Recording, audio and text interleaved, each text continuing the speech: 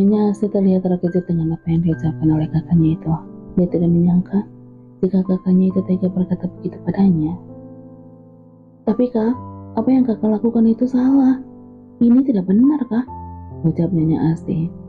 Aku tidak peduli dan lebih baik sekarang kalian berdua pergi meninggalkan kamarku. Aku tidak suka satu kamar dengan manusia yang tidak sependapat denganku, ucap Nyonya Mirna sambil memalingkan wajah dari adiknya itu. Tuan Morgan lalu menggandeng tangan istrinya untuk pergi meninggalkan kamar itu. Bahkan mereka berdua pergi dari rumah itu. Sebenarnya rencana mereka akan menginap beberapa hari di rumah itu. Tapi karena kejadian ini, akhirnya mereka memutuskan untuk menginap di hotel saja. Harusnya kamu tidak berbicara begitu pada kami, Mirna. Dia kan sedang sakit, ucap Tuan Morgan. Lalu, apa aku harus mendukungnya? Apa kamu tidak lihat tadi Dania hampir saja menangis? Tanya Nyonya Asti. Ya, aku tahu. Aku juga tahu perasaanmu seperti apa. Tapi sebaiknya kita bicarakan semuanya dengan kepala dingin, jawab Tuan Morgan. Apa ada perkataanku tadi yang berlebihan?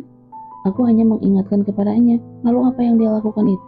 Kalau apa yang dia lakukan itu salah, Mas. Tapi tanggapan Kamirna saja yang terlalu berlebihan, ucap Nyonya Asti. Bukan Kamirna yang berlebihan, tapi kamu. Kamu terlalu senang menganggap dia putrimu, makanya kamu tidak terima jika dia bersedih, ucap Tuan Morgan. Nyonya Asti menatap laki-laki yang ada di depannya itu dengan tatapan tidak percaya. Bagaimana bisa suaminya itu beranggapan begitu kepadanya? Lakukan tes segera agar aku tahu kalau dia putriku atau bukan. Dan jika terbukti dia putriku, jangan berharap kalian semua bisa menyakitinya lagi. Aku tidak akan terima, ucap Nyonya Asti. Rasa hatinya terasa terbakar saat dia mengira suaminya akan satu pendapat dengannya, tapi malah sebaliknya. Dan wanita itu juga tidak menyangka kalau suaminya bisa berbicara begitu. Apa maksud dari kata-katamu itu? Apa kamu menganggap aku akan menyakiti Dania? Tanya Tuan Morgan. Nyonya Asti tidak menjawab. Ingatan wanita itu kembali berputar saat sebelum dia dan suaminya itu datang ke Indonesia. Tanpa sengaja, wanita itu mendengar pembicaraan suaminya dengan kedua orang tuanya. Suaminya itu sedang bercerita jika dia akan ke Indonesia untuk mencari kebenaran tentang siapa Dania. Tapi suaminya itu mendapatkan kuliah panjang lebar dari orang tuanya. Kedua mertuanya Nyonya Asti mengatakan jika tak ada gunanya Morgan mencari tahu tentang Dania. Toh dia juga bukan anak kandung Tuan Morgan. Kedua orang tua Tuan Morgan juga beranggapan kalau lebih baik kalau anak dan menantunya itu fokus pada Alex. Karena menurut orang tua Morgan, Alex itu adalah laki-laki yang tepat untuk mewarisi semua harta kekayaan keluarga Morgan. Air mata Nyonya Asti meleleh saat itu, tapi dia tidak mau kalau suaminya itu tahu tentang mereka. Akhirnya wanita itu hanya memendam rasa sakit hatinya itu di dadanya. Kenapa kamu tidak menjawab pertanyaanku, Asti? Apa kamu beranggapan kalau aku akan menyakiti Dania? Tanya lelaki itu pada istrinya yang terlihat sedang melamun. Aku tidak tahu, Mas. Karena kadang hati dan pikiran orang itu tidak bisa ditebak, ucap Nyonya Asti. Wanita itu mencoba menurunkan rasa amarah dalam hatinya agar tidak membuat masalah itu semakin runyam. Lelaki parubaya itu menatap istrinya sendu. Selama ini, mereka selalu bisa mengatasi persoalan bersama, selalu bisa menghadapi apapun omongan orang tentang mereka, termasuk tentang perkataan orang tua Tuan Morgan yang selalu menginginkan laki-laki itu menikah lagi karena ingin mendapatkan cucu dari Tuan Morgan. Apa tadi kamu mendengar perkataan Airan itu? Tebak Tuan Morgan. Lelaki itu yakin istrinya mendengar apa yang orang tuanya katakan sehingga sikapnya menjadi seperti itu. Karena biasanya istrinya itu begitu lembut. Kamu tidak usah takut, Asti. Apa yang kita miliki saat ini itu punya anak kita. Seandainya Dania itu adalah benar putrimu, berarti dia adalah pewaris kita. Dan jangan takut akan kedua orang tuaku. Karena kita berdua ini perintis, bukanlah pewaris. Dan yakinlah kalau aku juga menyayangi Dania, ucap Tuan Morgan. Nyonya Asti menatap lekat wajah suaminya. Timbul sesal dalam hatinya karena udah berkata kasar pada laki-laki tersebut. Tapi dia yakin kalau orang tua suaminya itu tidak akan terima jika nanti Dania akan mewarisi semua harta mereka. Karena selama ini, menurut mereka hanya Alex lah yang pantas. Walaupun sebenarnya Asti tidak menyukai Alex dari awal, tapi dia menghargai keputusan mertua dan suaminya. Dania memasuki rumah dengan perasaan kesal. Dia tidak menyangka jika ibunya gadis akan mengatakan hal seperti itu kepadanya. Gadis menangis terseduh di kamarnya. Bukan keinginannya untuk menjadi beban bagi orang lain seperti saat ini.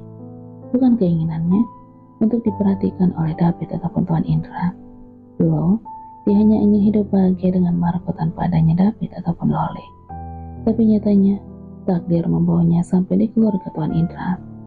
Dia tidak bermaksud membuat siapapun menjadi sedih atau dirugikan dengan kedatangannya. Dan ia menghela napas panjang. Dia mencoba menenangkan hatinya dengan mengucapkan istighfar berkali-kali. Dia tidak mau memelihara duri dalam hatinya. Dia lebih suka menyimpan keikhlasan dan juga kebaikan. Dan dia bertekad akan memberi jarak antara dia dan juga David.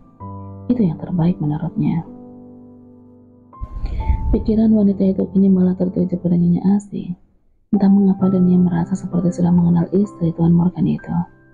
Dan dia bangkit dari tempat tidur saat suara dari ponselnya membubarkan lemonannya. Dan ia buru-buru mengangkat panggilan tersebut. Di sana tertera nama David. Halo Dav, Dania.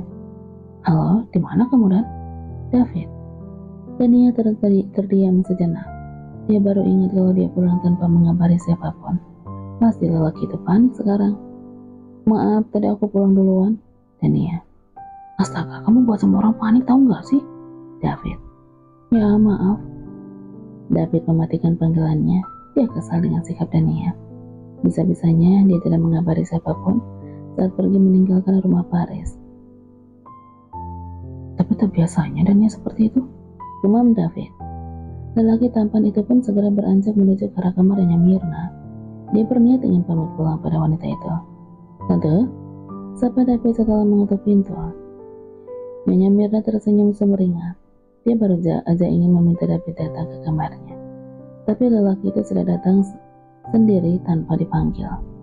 David mengambil tangan Nyonya Mirna dan menciumnya tajam. Bagaimana keadaan Tante? Tanya David. Tante tidak apa-apa nak, tapi Tante lebih khawatir dengan gadis. Pasti dia sangat terpukul dengan keadaan ini. Ucap Nyonya Mirna sedih. David menghela napasnya panjang. Sebenarnya dia paling tidak mau membicarakan tentang gadis. Bukannya dia tidak peduli ataupun tidak merasa prihatin pada gadis. Tapi tiap Nyonya Mirna membicarakan gadis, pasti ujung-ujungnya dia ingin meneruskan perjodohan mereka yang sudah putus. Ya Tante, tapi mau bagaimana lagi, semuanya sudah terjadi. Kita hanya bisa menjalani semuanya dengan ikhlas, bukan? Jawab David. Nyonya Mirna menatap David sendu. Terlihat begitu banyak harapan di mata wanita parubaya itu pada David. Apa kamu tidak kasihan melihat gadis, Dav? Apa kamu akan membiarkannya terus dalam keterpurukan? Tanya Nyonya Mirna sambil menatap David. David terdiam. Jujur dia bingung harus berkata apa. Sebenarnya dia tidak tega saat melihat gadis begitu terpuruk. Tapi dia juga tidak mau kalau wanita itu menyalahartikan kebaikannya nanti. David tidak tahu harus apa untuk membantu gadis, tapi aku dan Paris akan terus mencari orang yang udah berbuat hal keji itu kepada gadis. Ucap David. Apa Tante boleh meminta satu hal kepadamu, nak? Tanya Nyonya Mirna sambil menggenggam tangannya David. Apa itu Tante? Tanya David. Jagalah gadis, buatlah dia terus bersemangat untuk menjalani hidupnya lagi. Hanya kamu yang bisa melakukannya, nak. Ucap Nyonya Mirna. Tapi terpaku mendengar apa yang diucapkan Nyonya Mirna. Dia bingung harus menjawab apa. Jujur, dia sebenarnya tidak mau terlalu dekat dengan gadis. Tapi dia juga tidak bisa mengabaikan permintaan dari Nyonya Mirna. Benar apa yang dikatakan oleh Tante Mirna. Hanya dia yang bisa membuat gadis kembali bersemangat untuk menjalani hidup. Tapi rasa hatinya begitu berat untuk menerima permintaan Tante Mirna. Tante mohon, nak. Aku tidak mau dia terus saja meratapi nasibnya. Dan Tante juga tidak mau dia akan berbuat yang tidak-tidak nantinya.